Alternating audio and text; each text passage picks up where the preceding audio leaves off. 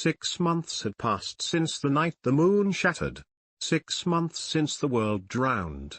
The initial chaos had faded into a grim routine, but the world had not stopped sinking. Every week, the water rose another inch, swallowing buildings, streets, entire cities. Those who survived the first floods had learned to adapt or die. Avery had adapted. The rooftop that had saved them that first night was long gone, lost to the unrelenting tide. They had moved inland, scavenging supplies, avoiding the desperate, the violent, and the sick. What little government remained had retreated to floating cities built decades earlier for the elite, leaving the rest of the world to fend for itself. Avery now lived in what had once been the upper floors of an old office tower.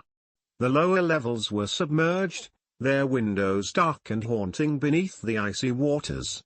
The city's skyline had transformed into a graveyard of half-drowned buildings, connected by makeshift bridges of scavenged metal and rope.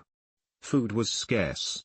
The first months had been about looting what was left, but those supplies were long gone. Now, Avery and the other survivors relied on fishing from the flooded streets and harvesting what little could grow in rooftop gardens. The water was frigid, filled with ice and debris, but it was also home to strange, resilient fish, some mutated by the new environment, others remnants of a world long thought extinct. The worst part was the cold.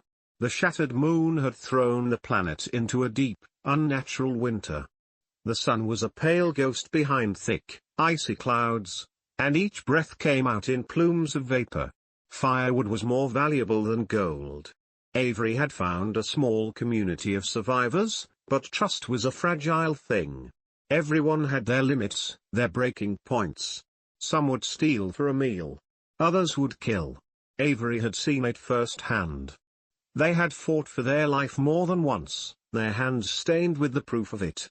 One evening, as the tide lapped hungrily at the base of their refuge, Avery sat by a fire made from broken furniture, warming their hands. The city was silent, save for the distant sound of water sloshing against ruined structures and the occasional scream of some poor soul losing their last battle. They looked up. The sky was different now, emptier. The shattered moon was a jagged scar, its remains still visible, orbiting in eerie silence. But something else was out there.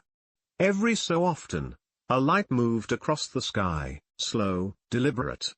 Not a star. Not a satellite. Avery had survived this long by trusting their instincts. And their instincts told them that whatever was watching from above wasn't human.